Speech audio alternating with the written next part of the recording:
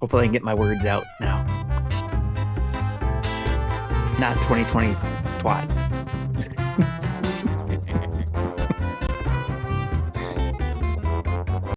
Small child there. Here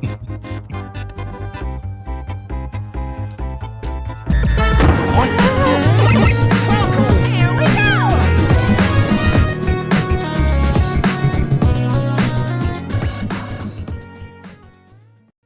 Welcome to Nintendo Dads, episode 490, recorded on August 8th, 2024.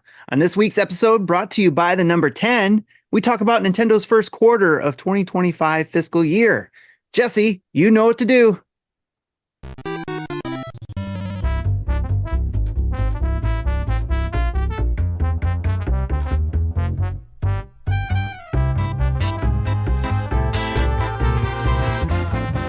Ladies and gentlemen, thank you for joining us for episode 490 of Nintendo Dads, where thank God Tim could finally get through the intro without saying mildly offensive words that we had to stop the podcast for and redo. Totally my fault. Yeah, totally my fault. Nothing to do with Restream at all. Yeah, it's not because technology is crap tonight. But hey, it's August 8th, 2024. And you're joined by all the dads. Hey! All of them. Here we are. Look at us. Look at us. We've got Must be something special going on. Which is really difficult to do from the audio version. Yeah, that's true. But you can just imagine what we look like if you've never seen us. Totally fine. It's kind of like, though, I hope what happens is if you've ever, tell me if you had this experience, okay? Being as elevated in age as we are, probably we've all had the same experience, but I don't know. Did you ever have the experience where you heard someone, like a DJ, on the radio, and you had this picture in your head of what they sounded like who they were? Oh, yeah. And then you saw them in real life and you're like, oh my gosh. It's exactly what I did with Justin when I, first heard his voice and then saw him on. What did you think? What did you think I looked like? Just for my own curiosity's sake. Oh, geez, I don't remember. That's like 7 years ago. That is called ducking the question. That's 100%. I don't remember that. I don't remember that. Yeah. Well, speaking of Justin Masson, back on the show this week. How you doing, Back buddy? on the show. Man, Just recently celebrated a 20-year wedding anniversary. I did. Yeah. Thanks. I appreciate that. Yeah. Jody. Congratulations. Thank you. Yeah. 20 years together. 20 years married. And it was on Tuesday, August 6th. So that did you have some tacos? Was it Taco Tuesday? I was not Taco Tuesday. We went to the Keg. Do you guys have the Keg in the U.S.? The Keg. We do not. It's a steakhouse. They have kegs, but we don't have the keg. Okay. The Keg. So the Keg is like a steakhouse. Yeah, you want like really good steak. It's a nice restaurant. Like you wear a button-down shirt and you're not coming in with cut-off jeans. Kind of thing. You're so at Burger King. Proper. Yeah. Like Burger King. I can go to one here in Windsor. There you go. Yep. Yeah, you know what's going. It must be a northern thing. Do you have in Canada? Can I ask you? Sure. Speaking of steak, do you have Ruth's Chris Steakhouse? I have never heard of that. That's not to say it's not in Canada, but I've definitely heard of it in Alberta. It's literally was the story behind it is that it was named the Chris Steakhouse because the guy who owned it was named Chris, and then a woman named Ruth bought it, and she wanted to be Ruth's Chris Steakhouse. Wow, that is. It's the dumbest restaurant name ever, but awesome food. I've eaten there. It's good. Oh, well. okay. I've always pricey, driven by it, good. been like, one day I'll eat there. Have not gotten there yet. But Jesse, you have eaten there. How you doing, Mr. Jesse Waldeck? Good. I'll explain more about what's been going on this week later on in the show. I'll just leave it at that. Yeah. Okay. Are we sure we want to hear about this later? Sure. And listen, also later we'll talk about how I have received no less than 250 emails from Cigna today. Reminding me that my bill is up and is coming up later on this month. And also while we have been talking and getting ready for the show, I've received 10 more. They've been coming in since 3 a.m. this morning. Thank you, is such a I good really transition to why support us on patreon.com so that Yeah, Marty well, can pay ex- Cigna bill. No, I can pay it. It's just a billing notification. Like it's the same email 250 times. I know, I'm just Now 260. Tim Off is joining us as well this week. Our IT manager who never gets anything wrong. How you doing, buddy? I am doing good. I'm excited about ending the week on a high note with all this wonderful stuff that I'll be talking about later. Some good games been playing too. So, but Yeah. and plus, we recently, just this past weekend, while I was out doing other things, my wife and daughter cleaned up the patio in our backyard because we just got a new patio table and all that kind of stuff to set up our patio since we moved here. We hadn't gotten anything yet, so we finally got one, and they did a great job. And then I finished off the work by setting everything up, and then we were able to enjoy the evening out in nice weather with a nice patio table, and the umbrella that we got comes with the solar lights, that you can, Ooh. built in so you can turn it on at night. And it was really nice. It was just a great feeling. For anybody who hasn't gotten their own home with this type of thing yet, hopefully you'll be able to do it where you'll be able to have a patio or a deck or something to where you can go enjoy your backyard and do this type of thing, especially if you like this kind of thing. Maybe you don't, but we enjoyed the heck out of it. So loved every moment of that. How about you, Marty? How That's you awesome. doing? So it's been a busy week. We have kind of like school has started here. Not just for our students that are in, that I work with, but school has started for our kids. And also work has started back for my wife. She helps lead a Mother's Day Out program, which if you're not familiar with that, it's like childcare during the day for 5 and under, at least the way we do it. So she works 2 days a week doing that. So that has started back, which means now we're back in the routine of we're up at a god awful time 2 days a week, and just everything kind of kicking back off around here. School in this area gets done like middle of May, kind of toward the end of May. So they get all of June and July off and go back in the 1st of August. So in getting back in routine and all that, it's been a busy week. School for me starts back in a couple weeks. So yeah, life is good. Didn't have a whole lot of time for video games this week, but we don't have a lot of news this week either, because apparently gaming in general is in a lull right now, just kind of like playing the waiting game. But we do have those coveted Q1 fiscal year 2025 numbers that Justin is going to dive into naked here in just a minute. Just joyously. Wish you could see his expression. Good night, everybody. I'll see you guys later. Sorry, maybe I was just projecting. Kim was reminding me this is part of my contract is that I have to come on and talk about numbers. That's right. It is. This is your contractually obligated to talk numbers. And with that being said, let's dive straight into the news, shall we? Yep. Do it.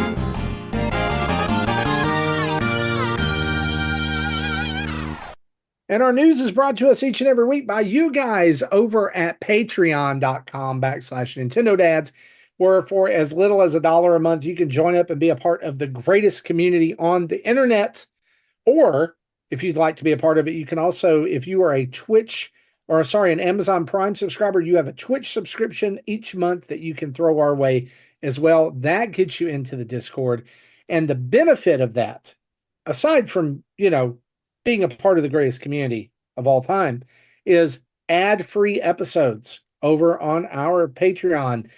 Patrons of the show, friends of the show, part of the Dads family, you get ad-free episodes, and we definitely want you to get that feed so you don't have to listen to all those annoying ads. So for as little as $1 a month, whether you want to do the $5 a month, $10 a month, or $30 a month tier, there's all kinds of benefits for those. Head over to patreon.com/NintendoDads and you can see all of that for yourself.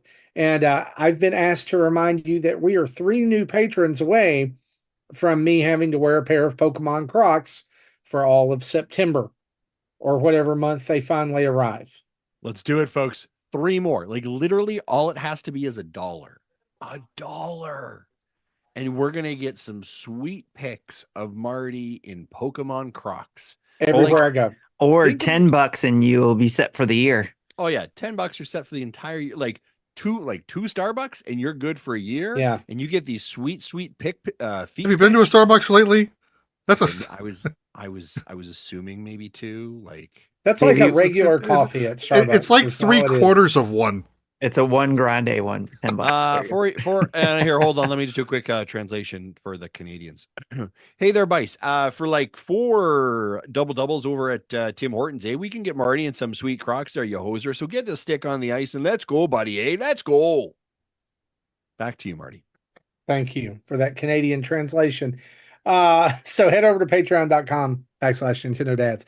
Let's dive straight into these numbers. These numbers are financial data for Q1 2025. Now, keep in mind, yes, we are still in the year 2024. You did not time travel, but the fiscal year is named for when it ends, not when it begins. So here we are ending in. I know this now. I know this now. I think it does depend on the company and how they want to name it. But yeah, Nintendo names it for the year that it ends. And I still think it was epic when Tim finally realized it. It ends in March. The one and only time I had to censor him. There you go. It ends in March 2025, March 31st, actually. But let's dive straight in because everybody I know wants to know these hardware numbers. Nintendo Switch sold 2.1 million units between April 1st and June 30th worldwide. That brings them now to a total of 143 million units sold. It's actually closer to 143.42 million. Systems that have sold more right now. There's only 2 remaining. Nintendo Switch has killed the rest of them. Those would be the DS at 154.02 million, which means there's about 10.6 million to go. Sorry to interrupt before you mention PlayStation. I just have to interrupt with breaking news that I found that there were 6 million more DSs sold. So that means there were 160 million DSs sold. Come on, guys. Don't you? Oh, I get it. I get it. This is exactly what they did with PlayStation, right? PlayStation 2 is actually ahead of the DS by only 1 million, or actually less than 1 million, at 155 million sold, which means 11.58 million to go. So let's talk these hardware numbers for just a second, because a couple of things I've seen come out this week after this. Number one is that a lot of people saw this and immediately said, hey, I don't think it's going to beat PlayStation after all. And Justin, I want your take on that here in a minute. But also another interesting tidbit of news about hardware sales is that Nintendo themselves confirmed hardware sales being down 71% from the last or year over year from this time last year, which they attribute to an overall slowing of interest in this version of Nintendo Switch, which right? Like the writing's kind of on the wall here, right? So Justin, let's talk about this. This is your wheelhouse. Again, contractually obligated to talk about numbers. Let's just talk specifically hardware numbers. Does Nintendo Switch have what it takes, in your opinion, to finally beat PlayStation 2? Or is it going to fall short? So here's a way that I would sort of look at it. So this is our first quarter, right? We're 2 million in Q1, or their version of Q1. I'm going to suspect Q2, which is going to be till the end of Q2, you're going to see a spike. And remember, quick reminder here, the Q2 spike here is going to go from July to the end of September. What's important at the end of September, ladies and gentlemen? The DS, or sorry, I apologize, that new Nintendo Switch Lite, the Zelda version, right? We talked about how do you generate more? You generate either new SKUs, new colors, or price cuts, right? So we're definitely going to see a nice little boost there. I suspect we're going to see a nice increase, maybe around the 3 million mark holistically there. Then we move into the holiday season. Holiday season is also where you see a lot more consoles being moved as well, right? So now we're moving into their Q3 component of it, and this is going to capture our October 1st all the way to the end of January. December. Thank you. I apologize. Thank you. That title in there, that's where your Black Friday deals are. That's where we're bundling in some Mario Kart consoles. That's where we're putting in some more packages, right? Maybe we've got a new SKU. Maybe we've got the Nintendo Switch Mario and Luigi Jamboree, or not Jamboree, Brothership versioning of a console coming out. We're going to see a boost there. We typically will always see it around the holiday season. I think you'll probably see about a 4 million. It'll probably be the numbers that we're moving in there. So we're at 2. Now we're at 3. So we're at 5 plus I think probably a 4. So we're at a 9. We're going to come to the final quarter, and it's going to be pretty slow, right? We move into the first half of 2025. The wallets are a bit tighter, right? You don't see those same numbers of sales at that point. And so you're drifting down a little bit, probably into like maybe a 1 or 1.5, maybe a 2 in regards to sales. So can they make it, is your initial question? Yes. I think they can. I think it's going to be like a slow roll over that ledge, right? I think it's going to be like, we just did it. We just barely got over, but we did it. Like, I think, final numbers will come in at like, 155.8 million, whatever it is, just enough to squeak the nose over. So I think that they probably will. It will not happen in this fiscal year. I don't believe so. I don't believe it'll happen in 2025. I believe we may see, and again, the reason I say that is because we may see the tail, right, of if they transition over to the Switch 2, there is a tail, like nothing just dies instantly. So even if they have a couple quarters of like 1 million as opposed to 2, and they kind of make up those numbers, they'll inevitably get there just because the tail will be so long in regards to system sale. Now, the interesting part, Marty, that you said earlier, which is like, yeah, we're down like 71%. Yeah, we're down by 71% for a couple reasons, right? The primary one is the hot rumors, right, that continue to go that Nintendo has another console on the horizon. And so if this begins to kind of percolate into the mainstream notice, right, people will say, or you're going into your GameStop, you're like, oh, I might be buying I'm thinking about buying a new Nintendo Switch. And the employee's like, did you know there might be a new one coming out soon? Like, it feels in time. It feels right. A lot of media reporters, Bloomberg, all these things have always talked about the new console coming out. So that has cooled buyers' consumption, right? That has definitely cooled consumption regarding it. So that becomes a challenge, right, to purchase more. And ultimately, here's the deal. If Nintendo makes an announcement in October, like we sort of speculate they might for Nintendo Switch 2 coming out in 2025, that will quickly undercut any other momentum that they're going to have going into the holiday season in regards to hardware sales. I don't know if they're going to want to do that, right? So the other part of it typically is software drives hardware, right? Like, at this point, we have a pretty high saturation, and there's nobody out there who's probably like, man, I was really holding out on buying a Nintendo Switch until you finally told me you brought Mario and Luigi's Brothership back, because that's the thing I've been waiting on, right? Last year, we saw it drive because of Tears of the Kingdom. Great example of that. Mario Wonder. These are huge games, right, that people know really well, like the IPs.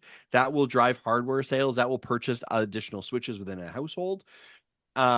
We're not seeing that this year, right? Some great games.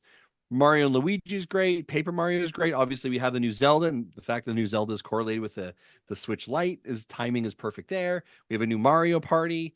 Those are not big game movers in the same way some of the other IPs are that would move consoles.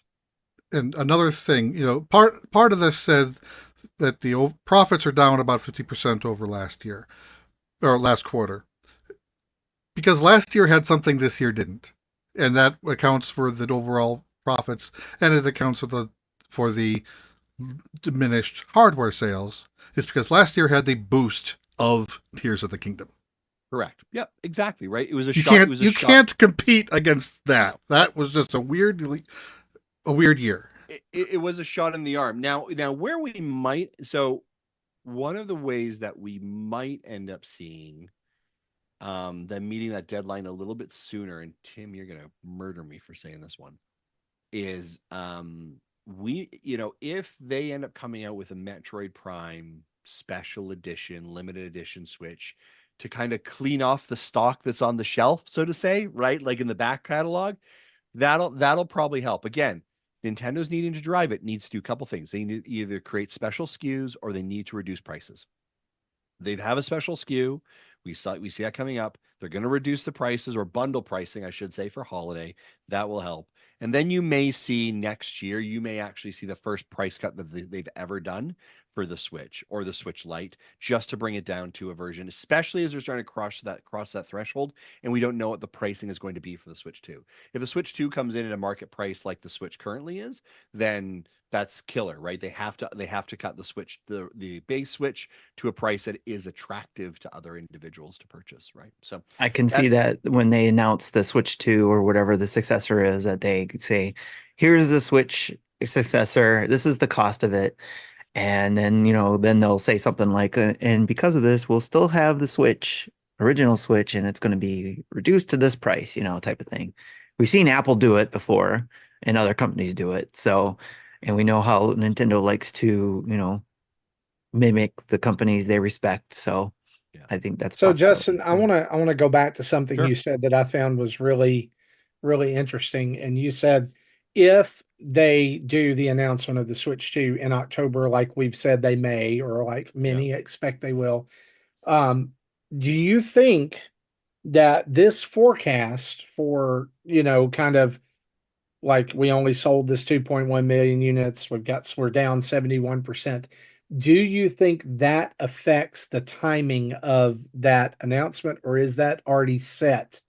Is this something that is now a moving target, in your opinion, or do you think that it's like, hey, we've always meant to launch it in October, or to do the announcement in October, and we've got the series of announcements and series of ways we're going to do this? Or is it now, okay, we need to now move this back to March 31st or March 2025 so that we can milk what we can out of what's left? Yeah, I mean, it's interesting because I think when you think about the milking part of it, right? Really, what we're really trying to milk, like if you were not trying to chase this like being the number one hardware sales, then everything from a business perspective would say you need to get the newest one on the market, right? You've cooled down, right? Your interest has waned. You've seen the drop.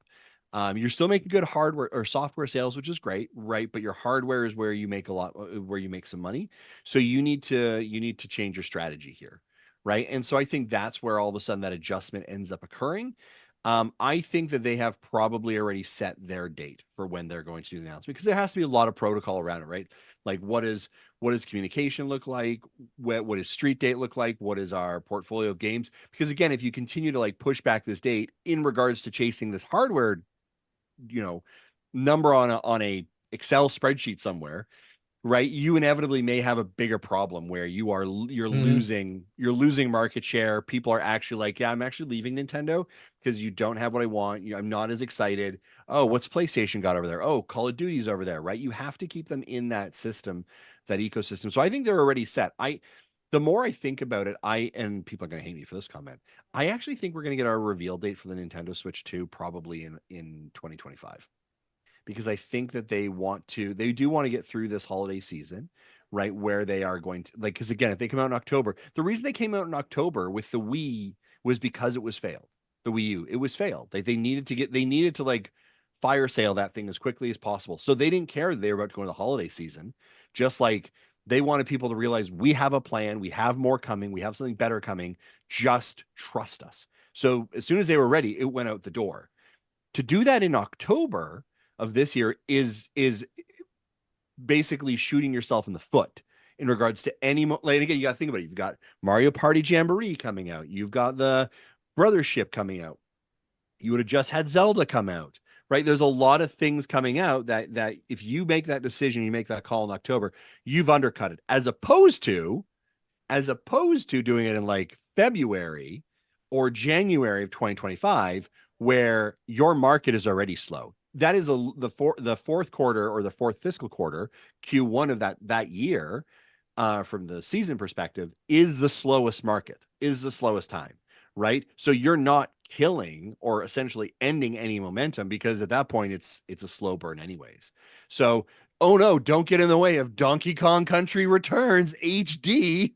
Don't kill those sales, right? Like, it sort of logically makes sense, right? The only snap of that would be, of course, Metroid Prime 4. But again, if it ends up being a multi-system experience, right? It's coming on day one in Switch 2, and it's available on Nintendo Switch, similar to Breath of the Wild, then it doesn't really matter, right? So I think they're in an interesting spot. But the more that we see these numbers, the more that we see their catalog. And again, we made those predictions when we had no idea what their catalog was, what their strategy or plan was. Now that we've seen, oh, you've got a new Legend of Zelda, oh, you've got Mario Party, oh, you've got Brothership. Yeah, you don't want to sink those things, right? You want good sales off those. Are they going to be bangers? Are they going to be like we're going to talk about a couple moments here, Animal Crossing numbers? Of course not. But they're going to be really solid numbers. And we can see that when we look at the history of a Mario Party game. Like, yeah, of course you're doing Mario Party. Mario Party sells well. And it's not like, come on. That's a great segue to talk about some of these software numbers. Actually, before we do, I wanted to go back to your original question. Do you think Switch can beat PlayStation? I think I said it probably 3 months ago when we last talked numbers. I think the Switch might have like a 2-year tail, as Justin said. There'll be some sort of tail. So while I think the Switch will eventually pass it may not be until 2027, but I think it will. It's good. Yep. Yeah, good. I do too. I just think that it's not going to be as soon as we think it is. How about that? I would agree with that. Yep. Yeah. So again, let's talk these software numbers. Interesting to note, we're not going to go through all of these, but as of this fiscal report, Nintendo now has 69 first-party games that have sold over 1 million copies. Guys, listen, that means that Nintendo has sold alone, just as a first-party developer, at least 69 million copies of their games, which is very impressive. But more than anything, I wanted to take a look at the top 10 because not too many changes here, but still, y'all, just juggernauts. Mario Kart 8 Deluxe still almost sold 1 million units. This actually may be the first quarter that they didn't sell at least 1 million, but Mario Kart 8 Deluxe now still the number one selling game on Nintendo Switch with 62.9 million units. That's 930,000 sales this quarter. Animal Crossing, and at number 2, 45.85 million sold, just shy of 550,000. Super Smash Brothers Ultimate at 33.66 million, at 440,000 units sold. Breath of the Wild at 32.05 million, 900,000 units sold. That's a huge amount, considering the fact that look at Animal Crossing and Smash. Breath of the Wild almost sold as many as the two of them combined in this quarter. There was like some weird. Yeah, what surprises me is Breath of the Wild still sold almost like 4 times as much as Tears of the Kingdom. That sold just shy of 200,000. Mm-hmm. Yeah, and that's number 9 on the list at 20.80 million units. And again, like Jesse said, just shy of 200,000 units sold, which is kind of surprising to me. But it's closing the gap, there between it and Breath of the Wild. Mario Odyssey in at number 5, 28.21 million. Pokemon Sword and Shield at number 6 with 26.35 million. Sold 80,000 units. That may be the first quarter they didn't sell at least 100,000. Scarlet and Violet in at 25.29 million. That is, look, those are right there almost gonna battle. I think in 3 months they're going to swap. Probably will. They probably will because Scarlet and Violet being the newer one. Mario Party in at number 8, 20.84 million. That's Super Mario Party. Sorry. I realize there's 2 of those and about to be 3 on Switch. And then number 10, New Super Mario Brothers U Deluxe. I always come back to this one and laugh because if you remember, it was the game that nobody said would sell when it got announced. And now here it is, all these years later, still in the top 10, 17.61 million. It sold 160,000 units. So, looking at this list, the only 2 games that were new to the list of first party games at all to sell a million are coming in at number 54, Paper Mario: The Thousand Year Door, at 1.76 million. Now, obviously, that is it was a very quick turnaround, right? That came out in May. Luigi's Mansion 2 HD also on that list, which is great. I think that's well deserved. At 1.19 million. That also a very quick turnaround to be that on had this. less than a month. Yeah. So that was like 2 weeks. Yeah. Yeah. So very, very good sales there. Digital sales are now reported to be 58.9% of total software sales, which are up from 47.3% from Q1 2024. Now, nearly 60% of all software sales on Nintendo Switch are digital sales, which is a huge shift. And it'll be interesting to see, as Nintendo has the data points to understand how their consumers market is changing. What will that inevitably look like for the Nintendo Switch 2? Right. So the question I'm asking there is essentially, the internal storage of the OLED is 32 gigs, right? And we have the expandable 64. Is it 64? Thank you. I appreciate that. Yeah. The original was 32, right? Yes. Yeah. Thank you. Appreciate that. And of course the expandable micro SD card slot, right? Which is great. Are we anticipating if the consumers are moving more to this digital front, are we anticipating the internal hard drive or memory of the Switch 2 to be more aligned with potentially what we're seeing from some of the other key partners in this space like PlayStation and Xbox, where we're seeing 500 gigs or a terabyte drive into the hardware. It'll be interesting to kind of see if Nintendo begins to change, like the behavior of the consumers begins to change their design perspective also. Yeah, I would say if they're not thinking of that, then they have to be. They need to be. Yeah, I was thinking about this, and I've never heard anyone here talk about this before, but I hope, but I think that they may forego. You're gonna go where I was just about to say. They're not going to do SD cards. They're going to go NVMe upgrades. Yeah. So that's what I was thinking. It's the same type of memory storage upgrade you do on your PlayStation 5. Yep. So I was thinking the same thing, is that may be the possible route they go, because still they're going to want to keep costs down where they don't automatically put a terabyte in there. Or even, like 256 gigs or something, even as small as that, some, even like 2 years ago, you can buy a 4 terabyte NVMe. Probably you can go higher than that now.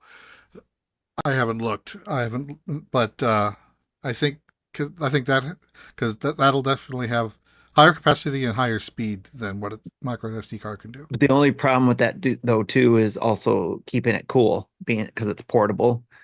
Battery power. It'll still need airflow. Yeah, because it'll be a heat generator. The other thing I'm sort of curious about. Oh, I completely lost it. Like it will. You're welcome. I do hope there is a little bit more memory in there than the 64. Maybe they'll, whatever the next level is from there. 128. I got it. Okay, go. What I'm seeing from Nintendo, interestingly enough, is much more push marketing towards pre-ordering of digital games. Yes. Right. And incentivization to do that as well. Right. I think, did I see recently with, what was it I saw? Like, I thought if a pre-order, do they pre-order like Zelda? They get a special something digitally. I can't remember. Maybe I'm wrong. But there Can't was remember. something for the physical Don't one, remember. but at Yeah, GameStop, there the okay. GameStop was the first one to do But it. but for it's a great example, right? Today Nintendo sent out a tweet about the new Zelda, and it's a pre-order link, right? It is a link directly to their site where you can pre-order it for sale, right? And the incentivization with the game vouchers, right? I Which was going is to say saving there's money. been a push Yeah, to talk they're about the game vouchers, yeah, that more than 100%. there Thank you. has Yeah, yeah. been. Yeah, why do I even think I'm gonna open up my Switch right now? I want to think like as you open it up, it's on the landing page, is it not? It is. Game vouchers have been on the landing page for like the last 3 or 4 weeks. Yeah. Yeah, So exactly. that's a strategy shift Yep. there. And I Ninfrendo think says we're see that. wrong in regards to memory. They're going to put a 3.5 drive with 1.44 megabyte Man, memory. I hope they do. I I'm hope that sure the it will. next Mario game comes on in a box with like 25 floppy disks, and you have to, sit in front of your Switch and take each one in and out and install it that way. I remember, you laugh, but I remember being excited to get Doom 2 for my Isn't Doom out today, PC. by the way? Didn't they just they republished Doom today? Why? I think on PlayStation. I don't know if on other systems. No, on Switch as well, like multiplayer. Was it? There was a tweet about it. I'll take a look at Oh, it. an update, a Oh, DLC or something. I Okay. gotcha. I Well, digress. speaking on upcoming games, we've got a quite a bit of upcoming stuff. First party games. Please remember later on this month, MEO, the Smiling Man Famicom Detective Club is out on August 29th, and Zelda is out next month. Echoes of Wisdom out on September 26th, along with Super Mario Party Jamboree coming very soon after that. Mario and Luigi Brothership will round out the year at November 7th. Third party games that we want to remind you about: Cat Quest 3 and SteamWorld Heist 2 out today as we record this. We have videos on both of those up on our YouTube channel, so go check that out. Ace Attorney Investigations Collection comes out on September 6th. Disney's Epic Mickey Rebrushed is out September 24th. Yes. And then Fantasy Life I, The Girl Who Steals Time, out on October 10th, and Sonic Cross Shadow Generations out on October 26th. And so tons of stuff. Like there is, yes, there may be a winding down of the Switch and there may be a downturn in sales, but there is no slowdown in the amount of games that we are getting. We have plenty to play before the end of 2024 and even over into 2025. Because remember, Donkey Kong Country Returns is out in January. Pokemon Legends ZA is out in 2025, and Metroid Prime 4 Beyond will also be out in 2025 as well. And here is my prediction. Both of those games that I just mentioned, Pokemon and Metroid Prime 4, will be cross-platform. They will be Switch and Switch 2. It's just my thing. Probably wrong, but that's okay. Fortune favors the bold. It's a good guess. I think I would agree with that. I think at least, one of them will. I've said all along Metroid Prime 4 is going to cross both platforms. But anyway, a couple other little news items here. Sadly, Game Informer has shut down after 33 years of being in publication. It announced this week that it was shutting down immediately after 33 years, after GameStop reportedly told the publication it would close, quote, immediately. They were all laid off and will begin receiving severance terms that day. We have had a number of Game Informer personnel or personalities on the show over the year. I know Alex Van Aken, a good friend of the show. He's been here. Justin, you mentioned another one. Brian Shea was with us a couple months ago. Yeah, right? Brian Shea was here. It just sucks, guys. This is the last, right? The last big game magazine. I would say, the last big game magazine in the U.S. I want to make that Here. North America Yeah, very clear. here. The European market is still very, very fresh and very hot with it, but it was Edge. the last kind of Edge. Thank you. It was kind of the last stalwart here in the North American market, right? And man, it's tough, right? Because we don't drink tea here. Which is a problem. It's just absolutely. I know we've said this before. And we said it a couple weeks ago with the stuff with Bungie. This has just been an absolutely brutal, brutal year for the video game industry. I think this is such a culling of the video game industry in a way that we are not, we hear the numbers, we see the people, we see the tweets, right? And like you mentioned, Alex and Brian are people that we know, we have relationships with them, we've messaged with them, we've had podcasts with them.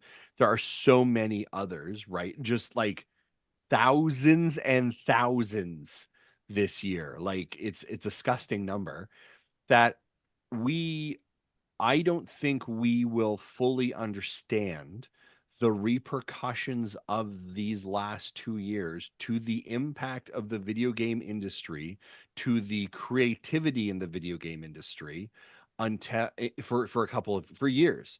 Because who in their right mind right now going to university or college is like, I want to go into the video game industry?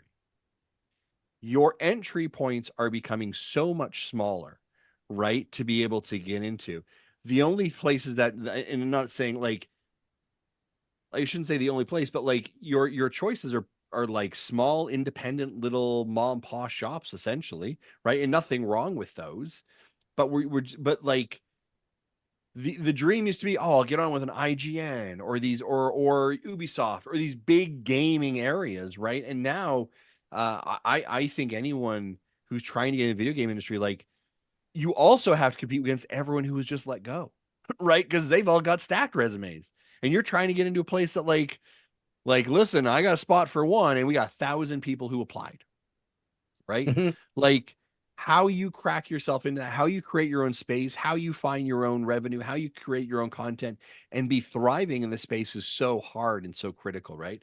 And so in yeah, I don't know, man. It's brutal out there. And there's others this week that we also saw some messages about, like having to let go of some folks. Our good friends over at Game Explain, right? They put out a tweet earlier this week that their team has been reduced also. And so that's a big change, right? That's a change for that organization, for that team as well. And so those are people that are impacted also that kind of run our circles. It's tough, right? We are small independent pundits, right? Like this is not our full-time job. We are not trying to scrap to make a living doing this. This is just fun. This is quarterbacking, right? But man, like these are all things that like if you really support your creators that you like, do you know what I'm saying? Like share the content that they do. And I'm not saying like this is not a calling of like shake the bells and please the coffers, please come over to Patreon. What this is if there are creators if there are folks who are making content that you like, videos, magazines, video games, podcasts, whatever that is, share that, right? Tell other people about it. Make sure other people hear it. Retweet, post, subscribe, all of those things fuel those content creators and provide them the ability to do the things that they want to do, right? And I think it becomes so critical for those to occur.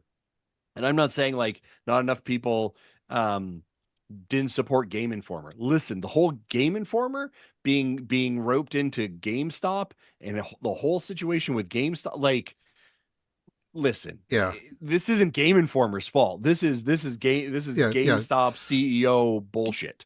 Right? GameStop has done many things, not only recently but over the years, where they don't look good, and we've known they've been bleeding money. They've closed at least probably half the stores over the past 10 years. But in this particular case, like they let everyone go, just blocked their access to the systems, wouldn't even let them have that last issue to say farewell, wouldn't let them back up their own work to make a portfolio out of it. Yeah, that was crap. And then someone did put a farewell message on their Twitter account, and GameStop replied by disabling the entire account, not just deleting the one tweet, deleting all the tweets. So they've been scrubbed off the internet. Terrible. GameStop is running out of limbs to cut off. Yeah. Yeah. They are doing about as good as a one-legged man in a butt kicking contest. So and I'll link this back to our earlier comment, which is, and digital consumption for the Nintendo Switch is up by 60%. Yep. Which means you're not walking into GameStop. And that's the lowest percentage out of all the systems. Oh, 100%, right? Like it's like 80 to 90% on the other systems. Yeah, my Xbox Series S. The only way I get my content is digitally, right? Like that's it. Right? We have all been, the bell has been, and I know you're all like, Stadia, Luna, right? You're all gonna hate me, right? But like, we have seen the thing moving along the way, and this is the stalwart bells. This is the Reaper's bells coming, showing that like, yes, and put your pitchforks away. Do not send me an email in 2 days from now about how physical media is amazing and how I'm a horrible person for telling you the truth. That, by the way, things are going digital now. All right, stop it. Don't. I've seen it before. Knock it off. Okay. Here's the thing: physical is amazing. It is. I love physical. I love like I buy my games physically. The problem in our country, at least in America, in American culture, is digital is more convenient. Therefore, 100%. It wins because convenience trumps coolness all the time. That's why McDonald's still exists. Yes, right. We would rather go through the line and get something fast than either cook it ourselves or find something else.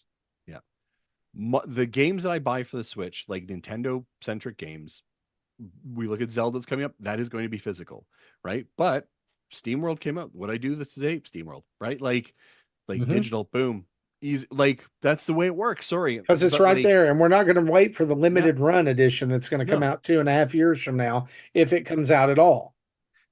I'll get off my soapbox. Anyway, your point's very well made, though. Good thoughts. But farewell, Game Informer. Man, listen. Part of this week, someone in our community, DatFast, was selling some old issues like of Nintendo Power and things. I snapped one of those up. It was the Mario Mania Nintendo Power Guide. I remember how much I used to I would go out on my porch and I would wait for the mail truck to drive by because I knew it was about that time in the month that it was time to get Nintendo Power magazine, right? Yeah. And I loved Nintendo Power, but I also loved Game Pro magazine and EGM, Electronic Gaming Monthly. I bought those every month, right? Because I would sit and I would pour through those, and I would I would circle things, and I would send letters to them, and I would cut out stuff and I would save it because that was your lifeline. The internet has become that. Here's the problem with that is the internet killed such a wonderful part of video gaming in the video game community because, yes, the internet is immediate, but it does not have the heart that went into these. It does not have the humanity that went into these magazines. And I would also say that it's so much easier to be negative on the internet because you're negative for that reaction, right? You want people to respond to you. So negativity does that. So nothing's cool. Everything's, actually, and everything's tainted and whatever. And nothing's as good as it, everything's a catastrophe, whatever. I just, I'll never forget the issue of Electronic Gaming Monthly that showed the very first screenshot of what went on to become Super Mario World. And I remember as a kid, like being so excited that the Super Nintendo was coming and Mario 4 was coming. I remember dreaming about like going to Toys R Us and finding an early release of the Super Nintendo and Super Mario. At that time, Super Mario Brothers 4. That's what it was being called. And just like, you think we haven't heard anything about certain games? We used to live on breadcrumbs. Yep. Like you get 3 screenshots and a date that it's probably coming out. We don't know, but here's what we've gotten from Japan. By the time the game comes out, it's completely different than the screenshot, or it never comes out. Yeah, those early Mario 4 screenshots, Mario World screenshots look nothing like what we got. It's okay. But man, I miss those. I miss those days. At least they are actual screenshots, unlike if you look at, like, say, an old television catalog. the images of the game is an artist's representation of the image on the screen because they had no way to capture that image yet. Crazy. Speaking of games, let's wrap our news up here with a couple of release updates. Shovel Knight Pocket Dungeon Paradox Pack DLC should be coming out in the next week. That free update will be out on August 13th. So if you're a Shovel Knight Pocket Dungeon fan, be sure to stay tuned to that. Also, Stray gets a release date of November 19th. That is a brand new released street date for that. So also, as Justin, I think previously mentioned, Doom and Doom 2 have been reignited with an enhanced re-release on the Switch eShop. These are out right now. You can play with up to 16 players in online co-op or deathmatch. Yes, on the original Doom and Doom 2. That's crazy. You can get those. And then something else that I didn't get in the notes, but I thought about. Apparently, Square Enix is re-releasing physical editions of the Pixel remasters in both PlayStation 4 and Switch. It'll still be $75, and I think it has like the sticker pack or something like that. But I'm surprised they're actually reprinting it. Not the huge anniversary or release package that no, not the $200 version that I got. Yeah, only online. But hey, if you've been waiting, it's basically a reprinting because they had a limited printing the first time, but I think it's still $75. So 6 games for $75 is not bad, especially for all the time you're going to get out of those. Right. It's still a deal versus buying them individually. It's like almost $100 if you try to do that. Also, we wanted to mention Pokemon Mystery Dungeon Red Rescue Team is now available for Nintendo Switch Online members. If you have the NSO with expansion pack, you have the Game Boy Advance app, you can go and download that nostalgic Pokemon Mystery Dungeon now. So that's our news for the week. Let's take a quick ad break from our friends over at Manscaped. Hey folks, support of NINDADS is brought to you by Manscaped. Hey, I don't have an ad read, but I'm going to tell you how amazing Manscaped is. Do you have body hair? Of course you do. We all do. Silly. Why would you ask that question? Well, if you do, then you should head over to manscaped.com because they've got lots of interesting devices that are cool and have neat names that can remove body hair. Maybe it's hair in your nose. Maybe it's hair in your ears. Maybe it's hair on your toes. Maybe it's hair below where it grows. Those are all hairs that can be removed with manscaped.com. So head over to manscaped.com. Use the promo code NINDADS, NINDADS, for 20% off and free shipping. Listen, it's cool to be hairy, but it's even cooler when you're not. Thanks, Manscaped. We love you. Bye-bye.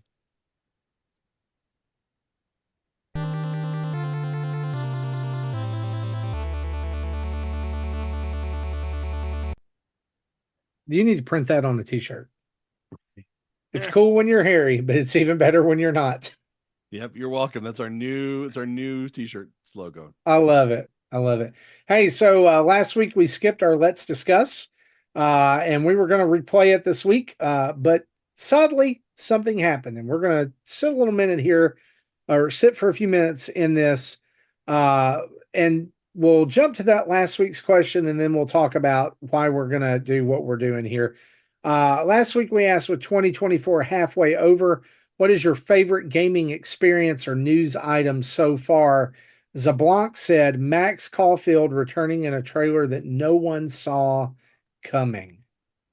What about you guys? Your favorite gaming experience of 2024 so far? Or news item? No. I'm going to say my favorite one was just the reveal of The Legend of Zelda coming up here in September. That direct period. Yeah, no one saw that coming. And then you also include like Metroid, Prime, like get out of here. That and the Brotherhood. Yeah, just that direct. I think, yeah, and I would call it like the changing of the narrative, right? Which was, we were all like, yeah, they're just gonna like remasters and like kind of put it in neutral for this year as they transition Switch 2. And they're like, hold my beer, right? And then they come out like a wrecking ball, and you're like, okay, I guess that's something different. So yeah. Yes. Yeah. And also in that direct, they announced two not games featuring nautical combat that releases on the same day today. Yes. That's true. That's true. And I was going to say, like, getting to watch that direct with my son and Mario and Luigi, that series being one of his favorite, IP, and that reveal with him, Yeah. that was really cool. I Nice. really appreciated that. So yeah, I would say that has been the most pleasant surprise of the entire year. And that's a great thing. But one of the reasons we did not continue that question this week was that sadly, the Dads After Dark show recently announced that they will be ending with episode 200, which is available right now. It was 210. 210. 210, I'm sorry. Episode 210 is a typo. That episode is available right now, and you can go and listen to that and see and hear all about their show ending and why it's ending and different things like that. But guys, John and Drew, they've worked really hard at the show. They've brought so many laughs to our community. They brought a great sense of belonging to our community. There's been so much joy that they've brought with things like monthly mayhem and just their sense of humor. And so with their show ending, I thought now would be our time to give back to them. So I suggested our community take a moment to leave a personal message or voicemail for the Dads After Dark guys, and we would share them with the community this week on the show. And we got some of those in, and I wanted to read some of what our community said. Jason said, "Thank you, Drew and John, for what must be 5 years of pure entertainment. You built an already awesome community, and you built upon an already awesome community and gave us quality content and great competitions, which I'm truly sad to see go. I wish you boys the very best in the future while scarily hoping it goes tits up so you can come back. But for now, thank you and goodbye." Jesse cues up Sarah McLaughlin. "I will remember you," which we would love to do, but we can't because we don't like copyright strikes. Agreed. We can have Just Justin sing it, though. Just imagine it playing in. Remember you. Do-do-do-do-do. Will you remember me? Do-do-do-do-do. Don't let your heart pass you by. That's called We Don't Know the Lyrics. Oh, good stuff. If we get copyright strike on that, then you guys did a really good job. Something's wrong. It was so good do. that it sounded close enough. Copyright strike to never do that again. Darth Platypus, please erase it from the internet. Darth Platypus says, "Thank you guys so much for all the outstanding episodes of Dads After Dark. I'm sad to hear the show is ending, but you've built so many awesome community events during your time. I wish you both the best on your other shows." Ryan Muncie says, "Dads After Dark has been my favorite podcast after finding it about 2 years ago. Drew and John did such a great job. I even listened to all the older shows. Thank you both for all the fun conversations and community events. Well done. I will miss the show." Defunchi DLC says, "I regret not listening to enough Dads After Dark. I kind of found them late, but once my job changed at work, I couldn't listen to podcasts or audiobooks as much anymore, so I'm always falling behind. As a rule, I just made sure to always stay caught up with NINDADS, but the After Dark show is so funny. I make videos and they fall more in line with the goonery I get up to. Thanks for the pod, guys. Glad Samus won the content for Best Girl, though." Very appropriate. I shared some stuff with them on our Discord. Anything you guys want to add? Any sentiments you'd like to add as they finish out? Yeah, I think I listened to just about every episode over the years, and it'd be sorry to see them no longer in my rotation. But they did hint that they may have a surprise episode randomly if something comes up, or they still may do continue with Mayhems. John still says he has ideas, so we'll see what they end up doing with it. So I would recommend not just auto unsubscribing from your feed. Keep it in your feeds in case something pops up. That's what she said. Tim? Yeah, I was going to say the same thing. They're going to do some special things here and there because they're still in our community. They just wanted to venture off into, doing other things that they have limited time. So they had to unfortunately give up on this one and go do the other things they were interested in and do that thing. And I also, like you, Justin, I reached out to them privately and said, hey, sorry to hear that and all that kind of stuff. And if they need anything, they could reach out. So, but they sound like they left, they stopped it on good terms. They stopped it on their terms, and they're gonna go do their things. Like Drew said, he was gonna go back to Disney guys, and then John was gonna go continue on his PlayStation dailies. So they're both doing stuff. So if you want to follow them elsewhere, you could go, subscribe to their Disney guys for Drew and PlayStation Daily for John. Even though they're separate, they're still doing their own things. And again, keep, like Jesse said, keep that feed in there for the Dads After Dark show, because you never know when they might do something special. And also in our community, their channel, their category is still going. It'll be a special place where we go and can let loose with, not safe for work environment. And that's where it's going to be. And they built a great community in there for that type of thing. So that's not going anywhere. And the things that they've done sound like they're really not going to go anywhere either. So it's just the podcast part is what has stopped. Yeah, I'm really proud of John and Drew. I think they create a really fantastic product. I think they knew exactly what they wanted to do and wanted to be. I think they had fantastic chemistry. They really kind of filled a gap for us, right? That we were kind of struggling with. As we sort of had some Dad After Dark shows, right? Some retro rewind. And I remember that they kind of approached us with this idea. And I can't believe it was 5 years ago, by the way. Like, holy cow, how does that go? Right. And they said, hey, we've got this idea. We want to move into the space. What do you think of this? And man, I was just so excited that, again, we've talked about this before, of like creating a space for others to connect and to use that space, right, and to create content.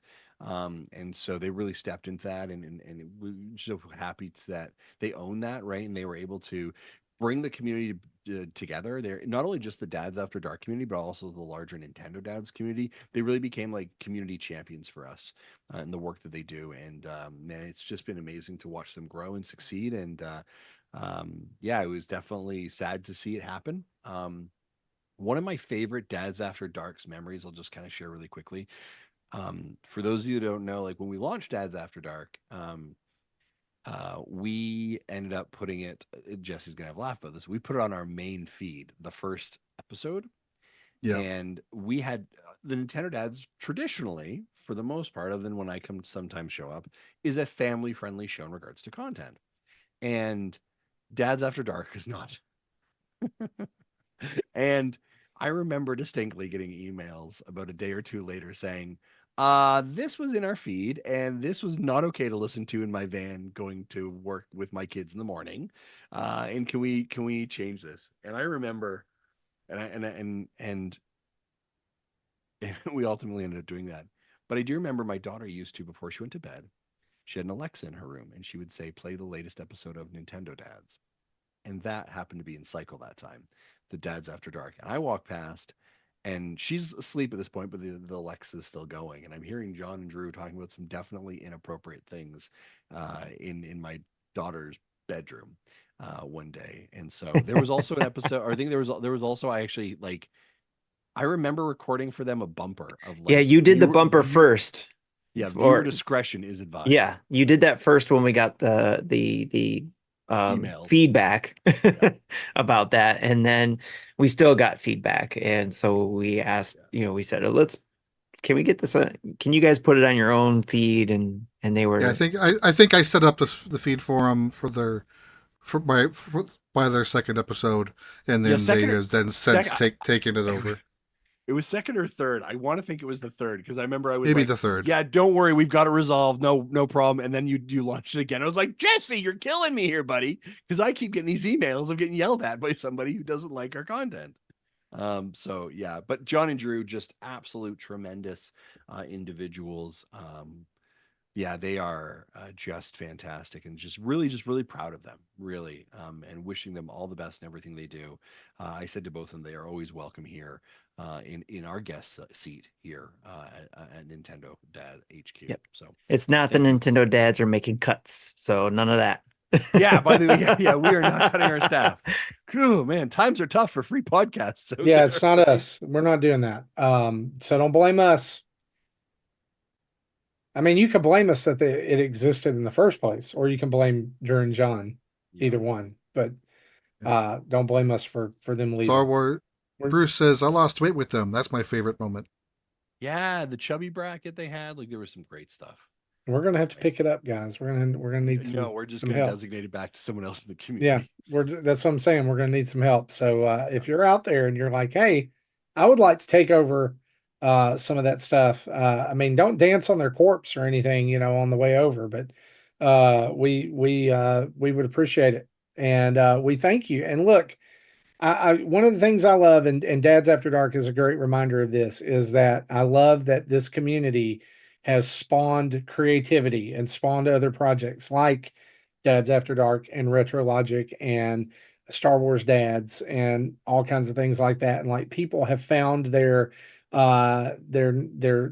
niche here, right? Like they found their a little home, and that's why I think that's one of the reasons I think it's the greatest community on the internet. And so, I mean, not to toot our own horn or anything, but because it wasn't us going, hey, you need to do this, but that people felt the freedom to do that here and try. And we would love for more things like that to happen. So kudos to Drew and John, and thank you for the laughs over at Dad's After Dark. Now, let's take a timeout.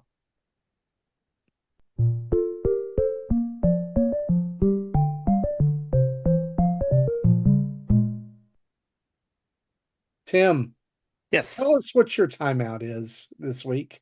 This week, it's going back to one of my favorite tabletop card games, which is Magic the Gathering. There's a new set that came out called Bloomburrow. And the reason why I'm excited about this one is I haven't been this excited about a set since probably the Fallout one was pretty cool. I think I got that one. And then there was the Lord of the Rings set, set that came out, but they didn't. It was just more of the what they call it, the outer universe or something like that, or external something, where they're using a lot of these brands with it. But this one is their set. It's again MT. I'm going to hold up for those who are watching Magic the Gathering Bloomsbury. And the reason why I like this one is because it's based on the characters are based on animals, and it's got really cool artwork on it. And you can. It reminds me of the book, and I forget the name of the book. I should have looked this up before, but if you guys remember, and maybe you guys don't know this, but there was that book where you were a mouse and you had to, you were basically having to, it was a mouse on a cover that had like a needle for a sword, and you'd go, and the mouse would go on adventures and stuff like that. And it was a kid's book, I think, or a youth book. I remember if you give a that mouse book. a cookie. What's that? If you give a mouse a cookie. No. No, it was a different type of book. It was I have it. okay. It's called The Tale of Despereaux. Yes, that one. That's what this reminded me of. I just Googled book with mouse and needle, and Tale of Despero was the first match. That was it. But basically, this set allows you to join like factions of different animals. Like you could be anything from bird folk all the way to frog folk, and everything in between. And you can create decks that are around this theme of these different kinds of folk, and be able to battle other players who are using these type of creatures and stuff. So, but the main thing I like, no, it's more like woodland forest type things. So you got birds, rats, lizards, raccoons, rabbits, bats, otters, squirrels, mice, and frogs. And there's probably something else in there too that make an appearance. I mean, there's other ones. There could be a dog in there too, but those were the main ones. And the main thing that about this set is that my daughter's also into it, and it's something that we're bonding with. She's also into it. And I actually canceled my pre-order for the Zelda Switch Lite so that I could get a bunch of these cards, and she got a bunch of her cards too. And we're gonna this weekend, we're gonna open up a bunch of packs and just you know oogle over the artwork that's done on these cards and stuff like that too. So, and my son, he's excited about it because he wants to learn how to play it. So they have a set called a starter set, and you basically can teach someone how to play with those starter sets. And there's a Bloomburrow version of it. So, again, I've talked about Magic the Gathering before. You can play this on the computer version of it, or I think mobile too, the Magic the Gathering Arena. Actually, I know it's on the mobile because I was playing it there too. But you can play it digitally. And even when you pick up, I picked up a pre-release box of it, it comes with a code where you'd be able to down free packs in the Magic the Gathering Arena to be able to play those cards there digitally.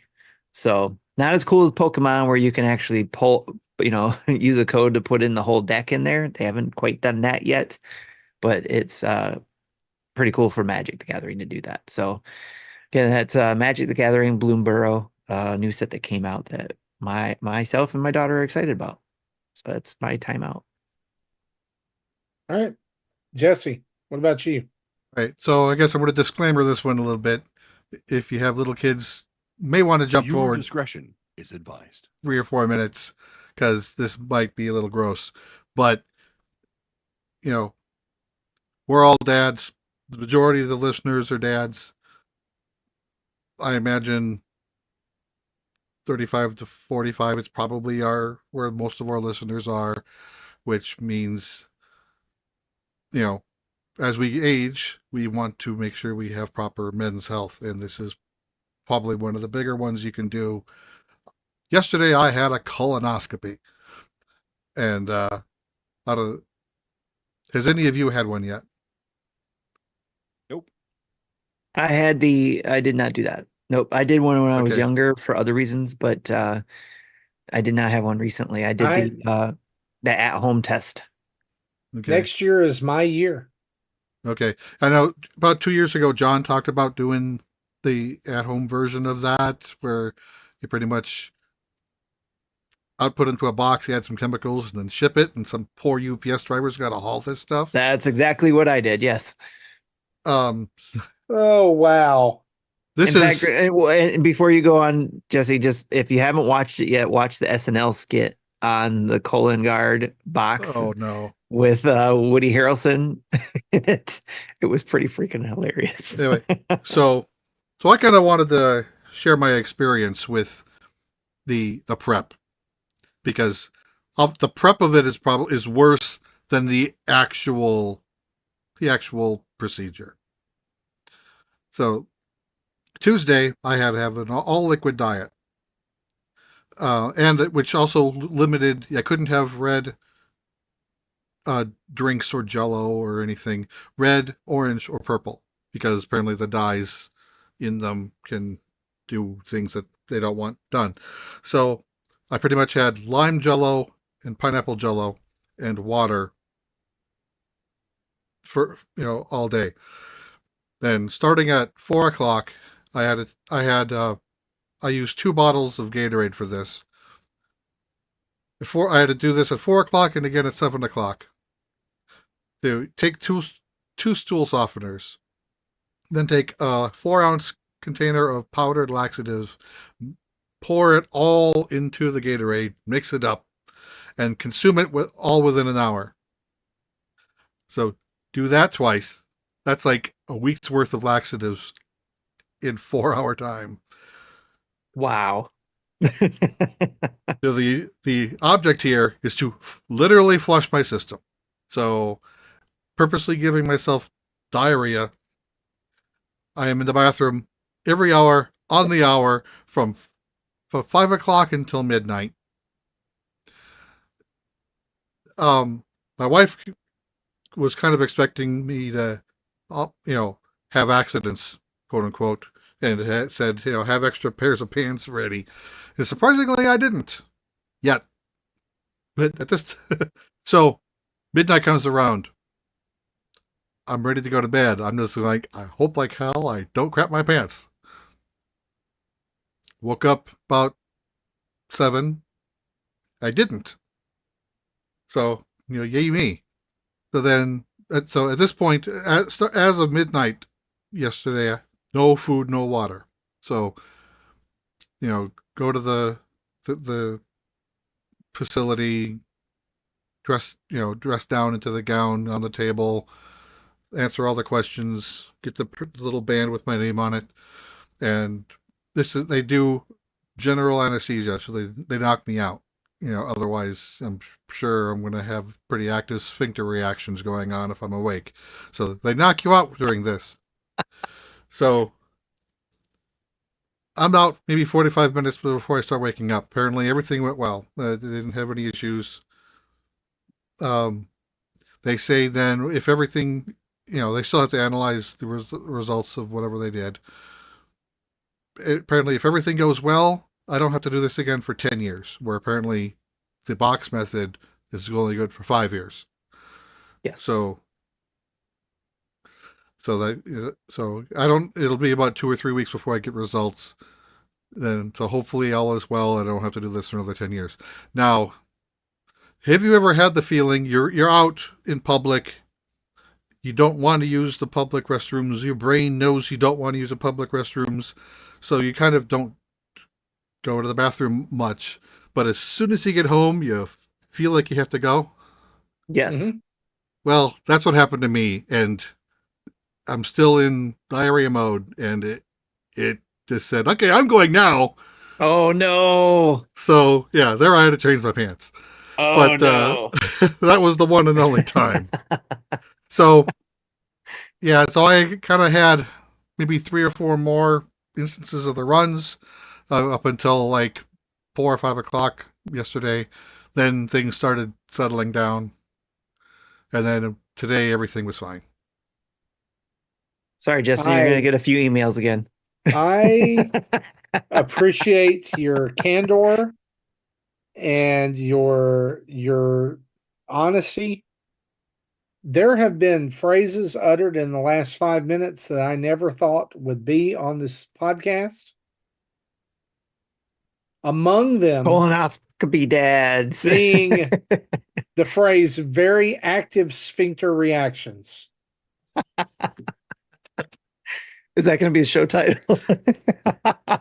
When my wife had her colonoscopy a couple of years ago, we had to go to the hospital, and she awoke to a guy in the recovery room.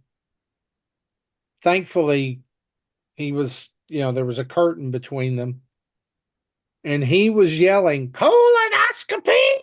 Colonoscopy!" He had some good stuff. That's what I want. I had a private room in my recovery. So they did not have private rooms at this hospital. So I figured sharing my experience will help. Hopefully will help someone. So if your doctor says it's time for do this, do this. It's important for to know if what the results of those tests are. And that's why you have to go through the tests. And be prepared. Be prepared for the Gatorade rotor ruler. So I'm just saying the event itself is nothing compared to the prep. There you go. So would you do this again? Obviously, 10 years later, would prep again. Would you do this again 10 years from now, or would you do the home thing? Which is worse? I don't know if I'd want to do the box and make some poor UPS guy all my crap. It's around. wrapped up really well. I'm gonna be honest. They don't know what's in that box. They know damn well what's in that box. They know what's in there, but how much does that guy have to make who is receiving these boxes and has to open them up? That's what I want to know. Like, how much does he make for a living? Because it's not enough. Like, what do you do for a living? Yeah, people crap in a box and mail it to me, and I check it. He doesn't make crap. Yeah, that is not what I want to do for a living. Well, guys, that has been our time out. Let's talk about what we've been playing, shall we?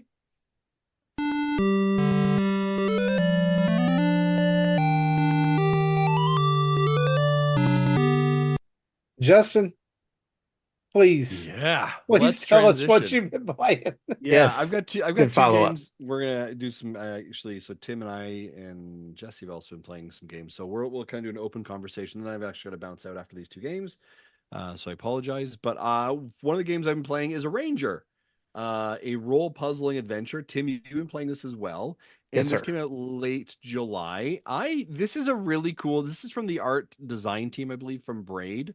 Very cool art style, and this is you are moving like puzzle pieces around a board and the character is moving and you have to solve challenges about how you get away or how you move to another section or how you open up a path or how you defeat an enemy. And this game does two things really well. At moments makes you feel like an absolute genius, Yes. and on the flip side of that makes you feel like an absolute idiot. All in the same 30 seconds. It's a great little puzzler. I have really enjoyed my time with it. There have been times where I get to a section and I'm stuck. I'm like, I can't figure this out, and I'll put the console down. And like the next day, I'm like, oh, if I had just gone up one and over one, Yeah. now I magically appear over there, and I'm done here. Okay, Yes. cool. So it's really fun. I've enjoyed it. They got some really cool like boss fights on in there as well, and how you have to like move tile pieces around bosses for them to like there's a kind of this weird centipede kind of battle that you have that you have to move. I don't know if you got that far, Tim. You have to like move pieces to be able for it to hit to then move another like it's very cool. A ranger is a very cool puzzle. Like I said, it's a role puzzling adventure and it's really cool, and I've been having a lot of fun with it. Tim, what about you on that one? Yeah, I agree. And thanks for explaining it probably way better than I could last week when I tried to explain this. But it is very cool, puzzling, very different mechanics that I appreciate. So if you're looking for something like that, I highly recommend checking out a Ranger It's because of very that. unique. It's Yeah. very unique in that, right? Yeah. And yeah, the art style I find is really cool like too. like So you said, where the bread and butter of it is those boss fights yeah. because it is, throughout the game you're doing a lot of the similar things with moving the tiles. You're not moving the character, you're moving the tiles to move the character from point A to point B. And if you want, you can also turn on counters to see how many steps you take and all that kind of stuff.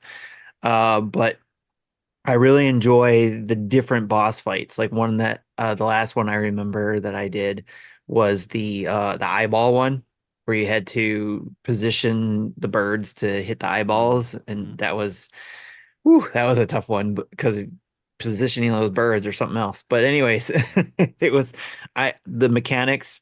I've been really appreciating games that introduce new mechanics like this, and that's Mm. that's why I'm really digging that Yeah, too.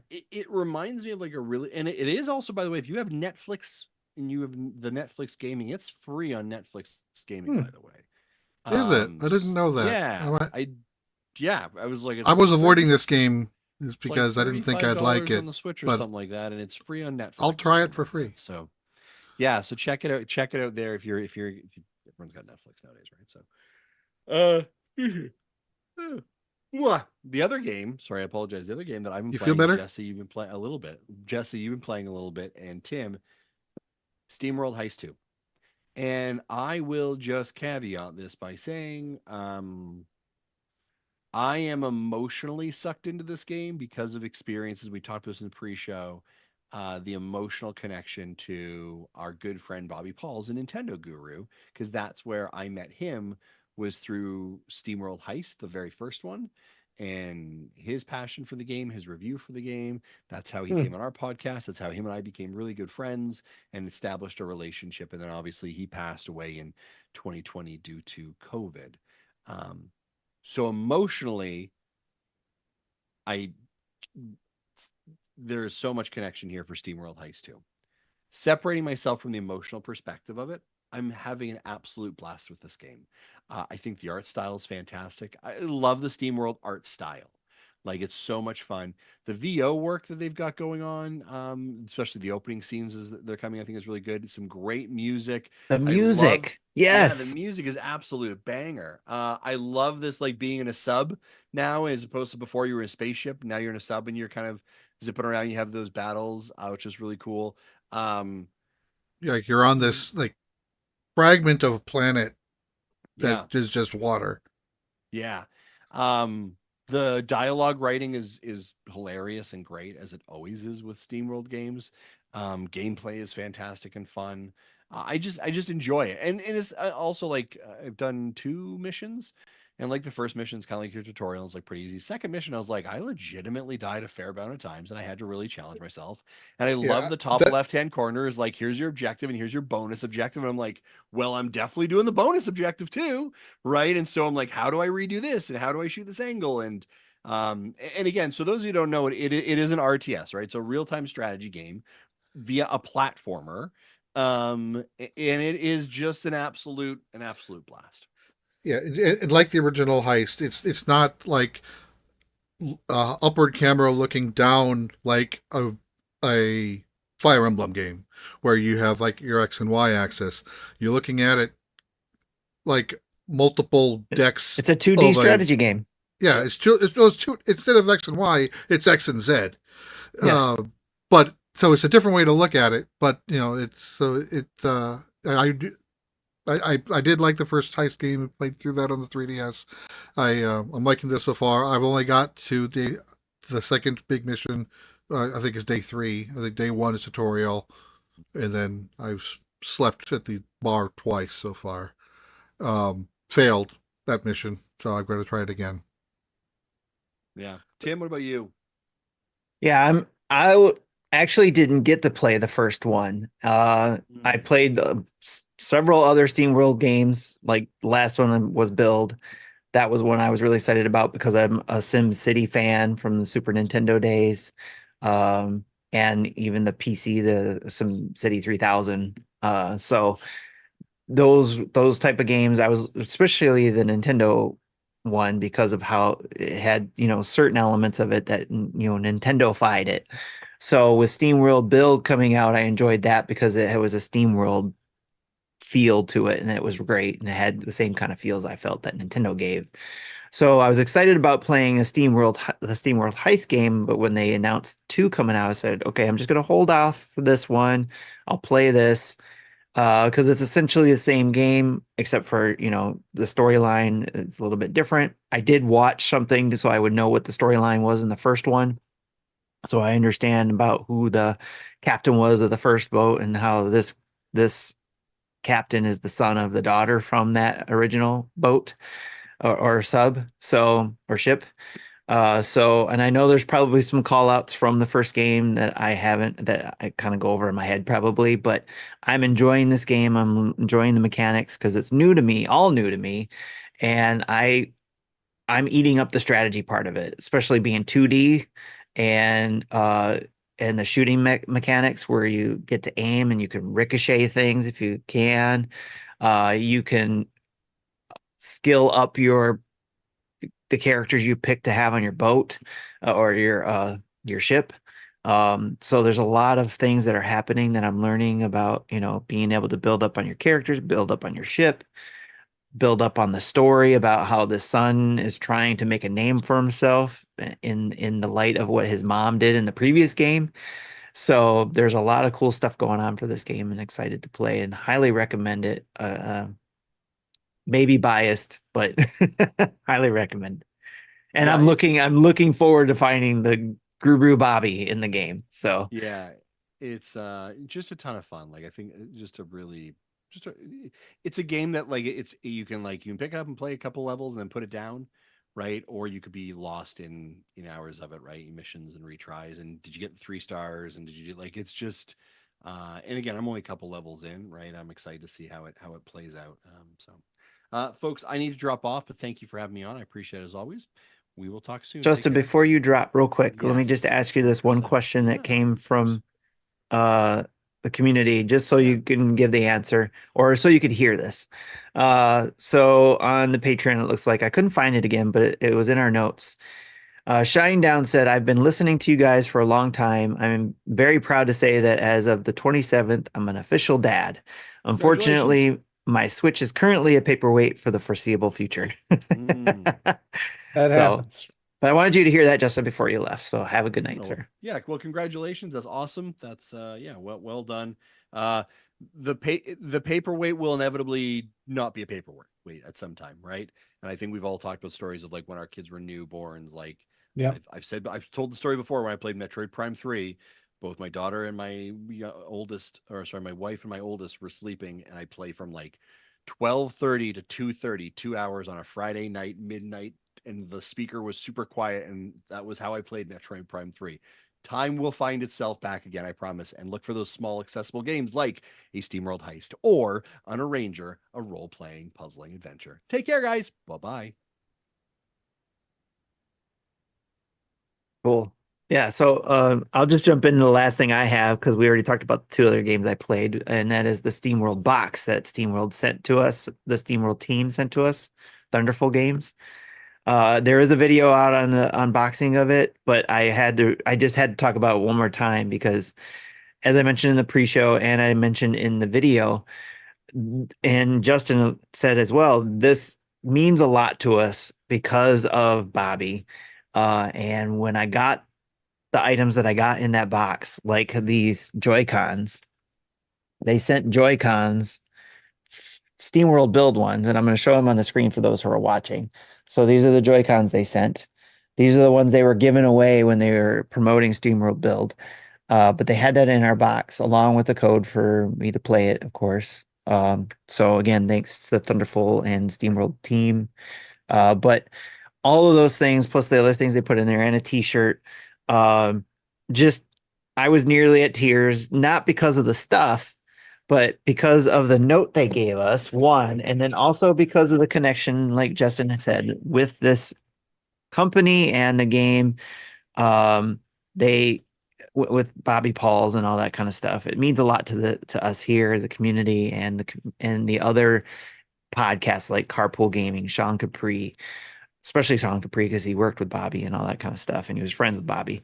But the other thing too, SteamWorld team gave us this note saying, "We're thrilled to have you join the SteamWorld community. Your creativity and passion inspires us, and we cannot wait to see how you bring our world to life." The SteamWorld team. So that was really cool to get that from them on the card and, handwritten note. So thank you, SteamWorld team. And thank you to all of you who listen to us, promote us, and all that. It's because of you that we get stuff like this. So we don't want to overlook that, and we want to make sure we thank you all for that as well. So that's it. Thanks. Awesome. Jesse, you got anything else you've been playing? Yeah, well, I wanted to add with the Heist 2, my history with the SteamWorld franchise is I've played through and finished every game except for Build and except for the Tower Defense on DSi. I tried that game, didn't like it. But, every other game, Dig 2, Heist, Quest, I've played and I've liked them all. The other game I've played is Cat Quest 3, also released today. Put a first look video, went on our channel Tuesday morning when the embargo landed. I've had the game almost 2 weeks. So in that time, I beat it, started new game quest, new game plus, it beat it again. So, wow, nice. And I did have to look at a guide that people posted, like, again, just within 24 hours of that, because when the embargo lifted yesterday, to find it was like 3 missing chests that I couldn't find. My first time through, it was like 162 chests. First time through, I was in the 150s. I don't remember exactly where it was. Second time through, I know I found a cave that had 3 chests in it that I missed. Found 2 others that I don't think I had before. And then there was 3 other chests I had to locate, and that's what I needed. I used various guides to help me with those. One of which is an interesting one where you meet the cat representations of the Gentle Brothers staff, which is kind of a fun little side quest. Nice. Anyway, so when I beat the game the first time through, I was level 75 and I was overpowered. And then New Game Plus carries over your levels, your gear, your spells, you any quest items you need to reacquire. And when I beat the game the second time, I was like 153, and again, very overpowered. Once I found that spell and armor and weapon combo that I liked, I literally didn't change anything throughout New Game Plus. I just played the whole thing that way and just crushed everything. But it was fun. Yeah, and my total play time, I looked at my profile before I recorded. It says at least 15 hours. So less than 20 hours to play through the game twice. Nice. I think the level cap is 99 the first time through. But again, and in case 75 was overkill, and then New Game Plus, you were able to go beyond it. And in case nobody didn't recognize that Jesse is highly recommending this game because he played through it twice. Yes. Again, I've played through Cat Quest 1 and 2, and I think after I beat 2, I went back and played a New Game Plus of 1 because my save data was still there. So yeah, I've played through all 3 games, and I definitely approve and recommend it. I didn't think I'd like the ship combat because it is more real-time fighting. You know, so far I haven't seen any real-time fighting in Heist. Not sure if that'll come or not, but in Cat Quest it's real-time fighting. You have to dodge their shots and while you try to get your shots off. But I found again, once I've picked up a few extra upgrades, you know, the ship combat was actually kind of fun. And the strongest thing in the game is a boat that is shaped like a rubber duck in a pirate outfit, and it is called the Duck of Doom, and it is a level 80 object. Have fun. Brilliant. So for this week, I've been playing Fortnite. I finished off this season and got everything at a level 130, and I'm done. As it usually goes, I do this about a week ahead of time for the new season starting, so I've got a little bit of time to play other games. Also, I've got a video over on our channel for a game called Thank Goodness You're Here, which is the next or the newest game from Panic, who you will remember from Untitled Goose Game fame. Thank Goodness You're Here is like playing a visual novel. You play as a little yellow skinned suit, he's dressed up like a businessman who gets sent out into the world to go and help people. And immediately you're in this town and people are having all sorts of problems, and they all say the same thing: thank goodness you're here. And you get to solve these problems with some pretty ridiculous means, like you would expect if you played Untitled Goose Game. Except instead of this being like one contained level that you kind of like, you walk into and it's part of, I guess it's the same. It's one contained level, but it's actually part of a bigger town. And this actually has like chapters or episodes. I would warn you on a couple of things. Number one, it is very, very British. All right. So like think Monty Python, think Faulty Towers. When you think about the sense of humor, it is hilarious. The writing and voice acting is absolutely spot on. But to that note, I would also say this. This is not a play the game around your kids game. All right. It's not like super out of line. It doesn't have a lot of stuff, but it does have some stuff that may make you have to answer some questions, via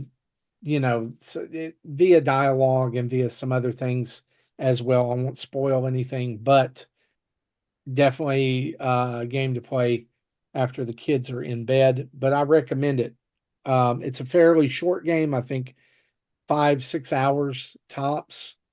So if you're looking for a great game to sit down and play through on the weekend. It's not, it's not going to strain your brain or anything like that. A lot of literally there's two buttons that you can press.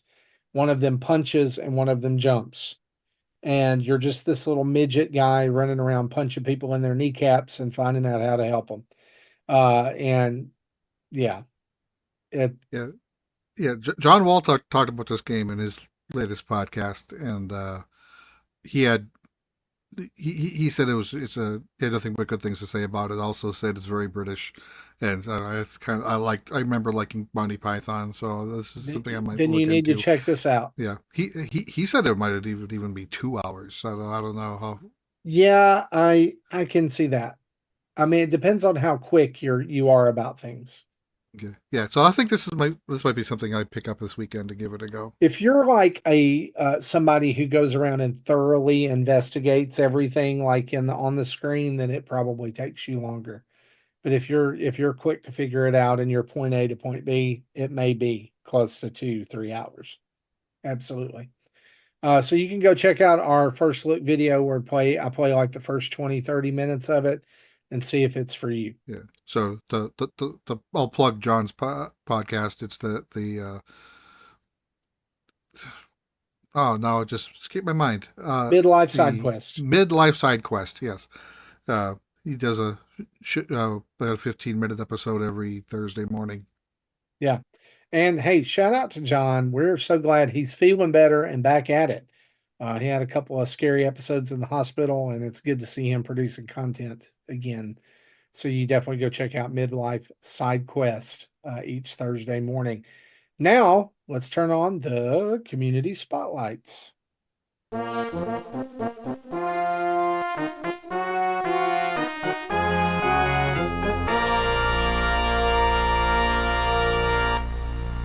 As always, this is where we like to shine the light on our awesome community. And thanks to everybody who stopped in while we were recording this. There's actually a ton of you who stopped in, like Mecha Dragon and Ebicel and Victorious GX, Ninfrendo, Star Wars Dads. Shout out to Star Wars Dads too. They're knocking it out of the park with their podcast that they got going on. So if you haven't subscribed to them, please give them a listen, especially if you're into Star Wars. So then we got let's see, Keratos. Hopefully I pronounced that right. Let's see, Defunchi stopped in. So shout out to them.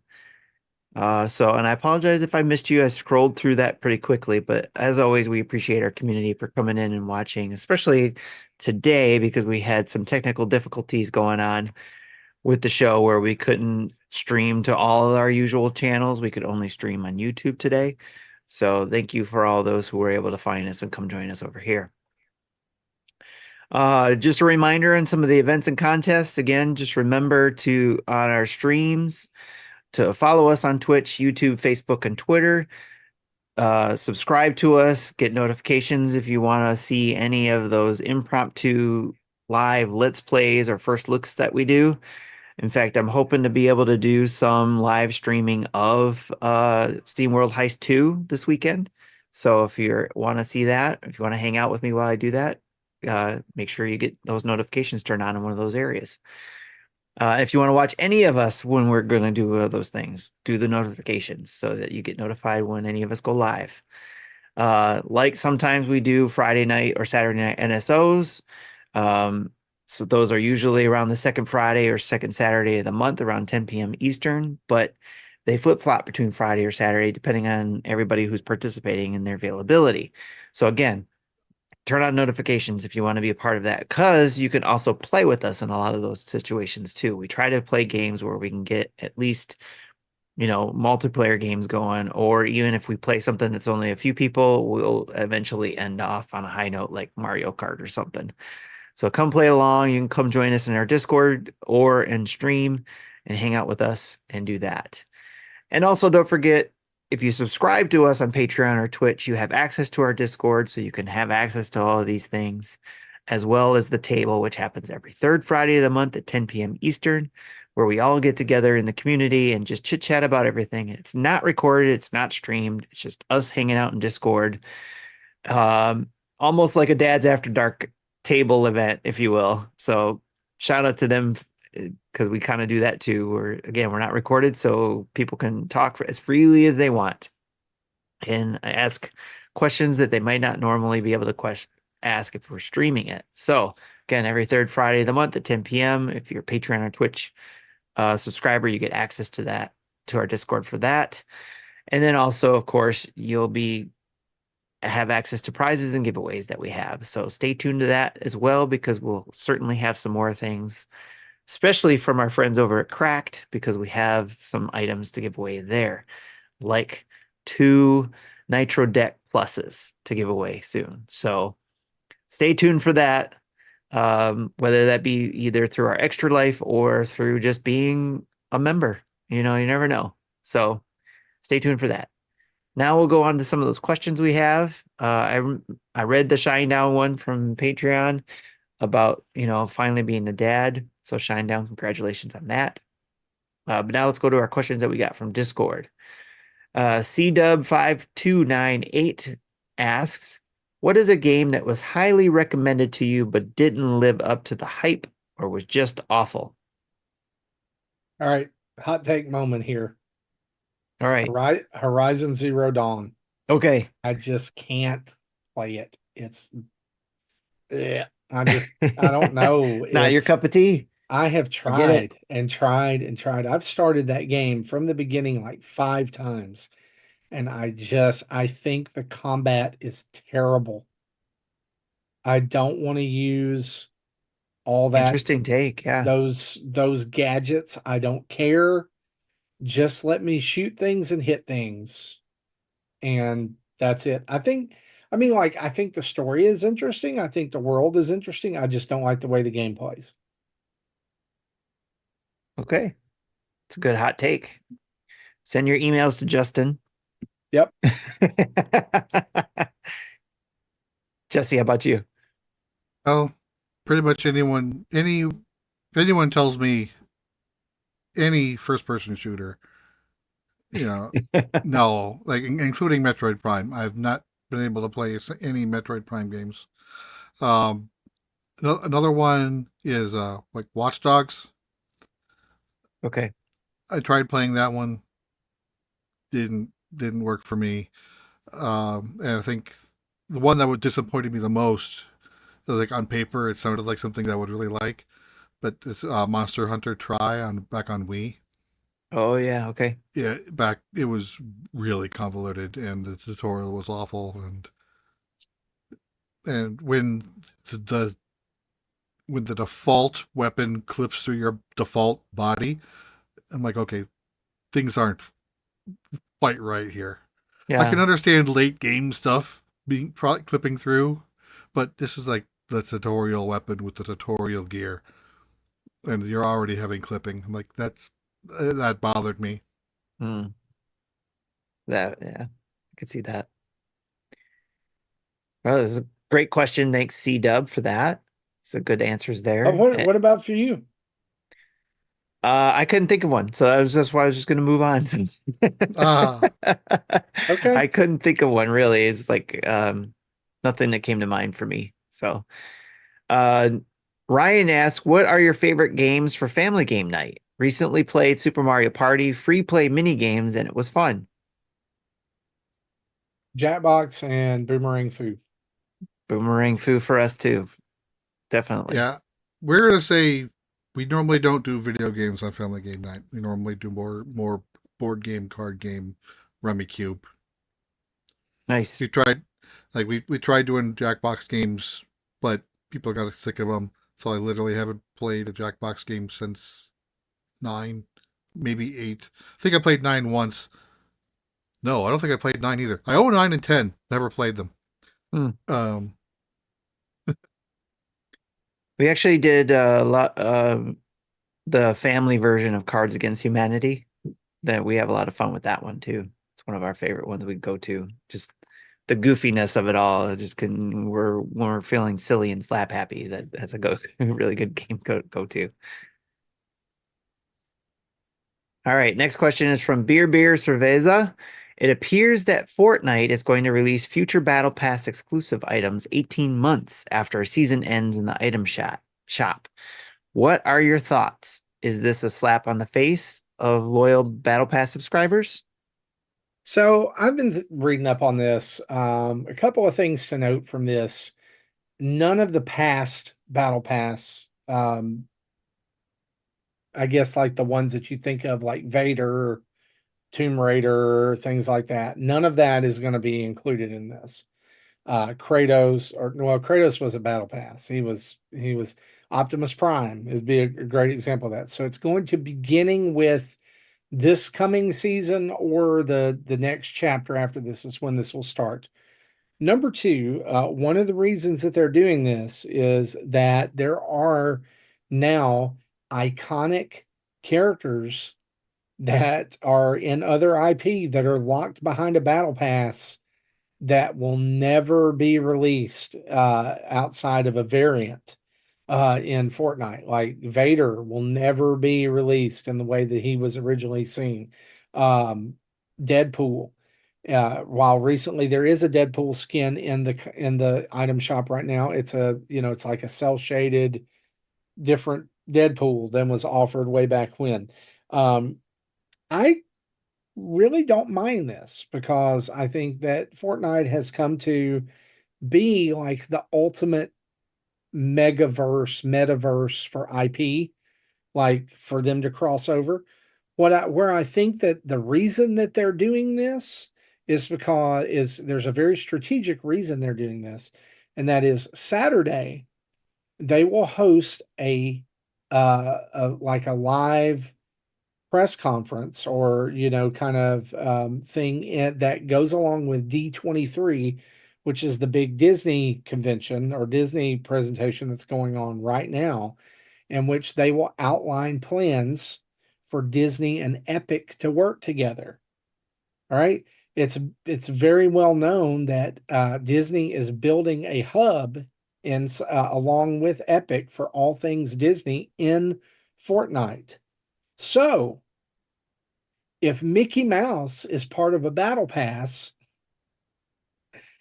or any other Disney character that people love is part of a battle pass, if the rules did not change, then that would mean that Mickey Mouse or Donald Duck or whoever would be locked behind a battle pass forever and would never be offered again. And if Disney fans know one thing about Disney, it is that they love to re-release all of the things over and over and over so that all of us suckers will buy them over and over and over again. Right? And just remember, though, too, that I see some people like Mecca is freaking out about Disney being in Fortnite. Just remember that we have Lego in there. And it's not necessarily just meaning you're running around with guns. It's Disney could be doing something else as well. That absolutely doesn't necessarily mean it has to be going around shooting each other. Maybe it may not be that Mickey Mouse is using a SMG, but it could. It could. Other characters in there. Buzz Lightyear. Huge thing could be in the Fortnite game. Here's the thing is that what they're doing is they're opening up monetization because it has now come to a point where there are so many characters that are quote unquote important to people who are locked behind the battle pass, walled garden, that now they can find a way to take those out. Right. Because eventually what will happen is they will run out of all of the fun IP that you love that are surprise when they show up in Fortnite, and they'll just have nothing. And the key takeaway from this, I think, is that Fortnite wants to keep going for a very, very, very long time. And this ensures that happens. Because, as I was going to say with the Disney thing, they're going to be appealing to the people who bought Lion King on VHS and DVD and Blu-ray and Blu-ray 4K. And you get what I'm saying? It's like if they can do that type of thing, and I don't think it just applies to Disney. I think Marvel, I'm going to say Disney characters like think traditional Disney characters. I don't think it necessarily apply to them. I think it applies to Star Wars characters. It applies to DC characters. It applies to Marvel characters, video game characters, you know, all kinds of movies, and, you know, popular IP. I mean, y'all think about this. The Mandalorian is currently locked behind a battle pass, right? Darth Vader is locked behind a battle pass. Deadpool is locked behind a battle pass. Literally almost every Marvel skin that people wanted that they didn't pay for is locked behind a battle pass. So they want those out. They want to be able to monetize those. It's a win. It's a win as long as they don't overdo it. Let's say it that way. So I don't think it's a slap in the face. I just think it's smart business. Makes sense. And plus, like you said, if they differentiate, you know, what you earned versus what you can buy, I think will make a big difference as well. And they've already said that, and we've already seen that too. There was a snafu, I think it was Wednesday, where the Paradigm, who was a Battle Pass skin, got a new version of the Paradigm got released in the eShop or in the shop. People bought it. And at first, Epic was like, they're like, oh, we're going to take it back. But then they were like, keep it and we'll refund your V-Bucks. Our bad. And it is different than the one that they have now. So you'll see nice. Variants like that. And it'll be a good thing. Yes. Great question, Beer. Thanks for asking that. And glad anybody you knew else, all that information because I didn't know any of it. If anybody else has any Fortnite questions, you know where to go. All right. Next up, Darth Platypus asks, if they put out a special edition of the OLED in the transparent colors from the N64, which would you want? And I put a reference in case anybody wants to know what colors they had. Yes, I love this question. I want the ice blue OLED. I love that transparency. I love that color. And if it were possible, there's an ice blue variant that was ice blue on the top and clear white on the bottom. Yeah, the two tones. So it looked like one of those gummy sharks. Yeah. You know, that's what I really want. That's a good one. I didn't even think of that. I knew it looked familiar.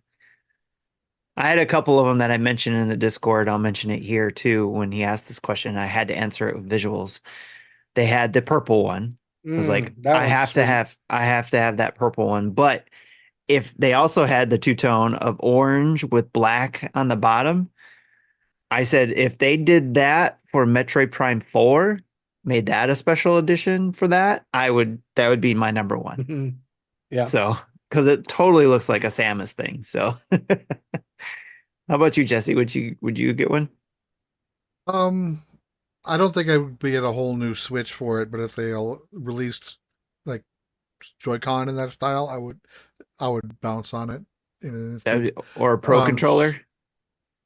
Yeah, Pro controller would work too.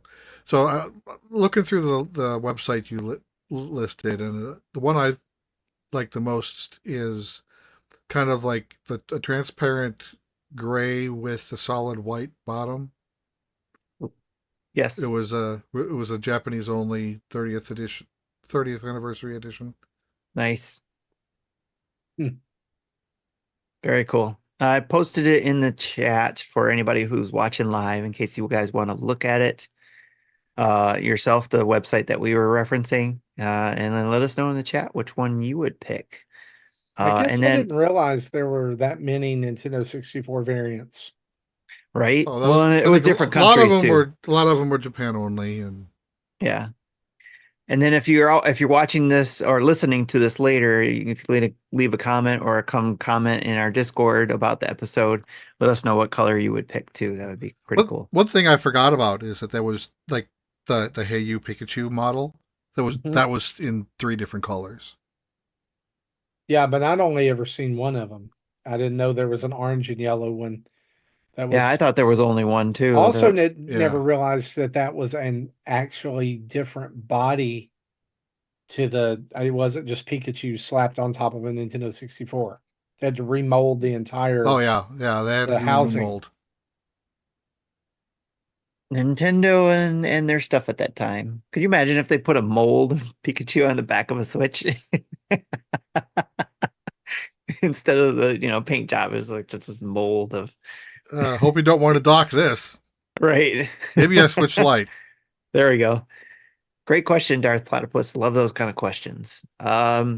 The next question is from Hoots. I forgot to bring it up in the Discord last week, but are we really going to let Marty get away with saying his favorite color is gray? Has he ever been accused of wearing a grout fit before? I didn't realize that this was Fashion Police dads. Right. That Hoots is the fashion police. You didn't know Well, no, I didn't. And listen, man, Hoots, gray goes with everything. I'll tell you, like I tell my wife, gray goes with everything. It's the best color. Nobody's ever disappointed in gray. Yeah, just look at my hair. Right? Right? When things go gray, we're like, oh, they're more dignified. Right? And so, no, I don't think it's wrong of me to have bought the same same gray t-shirt 5 times and hang it up in my closet so I have the same thing to wear every day. That's what Steve Jobs did, and look at him. Look how successful he was. That's right. Successful people. That's what Bruce Wayne does with exactly turtlenecks and blue jeans and bat suits. And bat suits. So listen, Batman he's gray. War Machine gray. Eeyore gray. The best days cloudy with storms, rain, and cold gray. The best tea, Earl gray.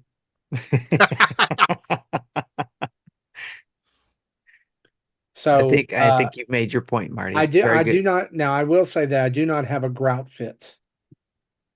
But I've most never days, heard of that term before. What is that? I haven't either. That's some kind of weird hippy dippy Gen Z term for a gray outfit. It's you gotta have a mashed word for everything. Anyway, I do own a lot of gray, but it's because I think I look better in gray. I don't look good in like yellow. I don't look good in red. Gray is where it's at for me. So if you don't like it, it's okay. Good job. I'll just be over here in my, the song Blue, Dabba Dee Babba Da. Yes. I'm gray, Dabba Dee Dabba Da. There you go. All right. Last question before we round it out here, and I'll leave it up to, we'll figure out how we want to do this or if we're going to be able to do it at all, because like we said before, we're a family-friendly show. Chris HL94 says, can you guys include some extra profanity as a salute and tribute to the end of the Dads After Dark show? Yep. I think I've already included this, an appropriate amount of toilet humor earlier in the episode. That's a good point. Very good point. So I'll leave it on this note. I'm not going to say it right now, but we'll give the opportunity for anybody with young ears to leave just in case. As we're doing the closing, maybe there's a choice word or two in there. Maybe not for Marty, but one of us. I don't know. But I used to have a roommate in college, and he did not like saying profanity, but he had his own little saying that he would say whenever he got mad, and it was "Got dandruff, some of it itches." Wow. And on that note, that's the end of the episode. That's it. Yep, we're done. We're done. Thanks for hanging with us for episode 490 of Nintendo Dads, where we've tried a lot of new things. And as we close out, we want to actually do an old thing, and that is say a huge thanks to our Patreon producers, Dave Ernsberger, Jacqueline Amira, RJ Kern, Solo Something, and our other 100 plus patrons over at patreon.com. Hell yeah. /Nintendo Dads. Where as little as $1 a month, you can sign up and be part of a community where Tim just yells that every now and then. A special thank you to our 20 Twitch subscribers who follow us via their Twitch Prime subscription. Over 1,450 Twitch followers and over 7,600 YouTube subscribers. Son of a bitch, that's a lot. It is a lot. We're just saying we're thankful. We're thankful for you. Thank you, everybody. We would not be here if it weren't for you. Be sure to check out our website, nintendodads.org. Tim's done a lot of great work over there with Spotify podcast feeds of all our shows. And we just lost Marty. Or did we lose me? We lost everybody. I think I'm the only one left. So I'm not sure where you were. 20% off your Manscaped order with free shipping with the code NINDADS, or email us at nintendodads@gmail.com, or call in and leave a voicemail at 929-25-NDADS. That's 929-256-3237. Big thanks to OC Remix for the music used throughout the show. And reminder, wherever you download us in your podcatcher of choice, please leave us a 5-star review, leave some comments, leave some written words. It helps people find the show. And really, we just like it when you're nice. We just like to read those nice words on our days where we're just, we're wearing our grout fits and we're just all navel gazing and that's right. Don't leave us any shitty comments. That's right. So for me, for Tim, for Justin, and Jesse, this has been episode 490. We'll see you next time. Bye-bye.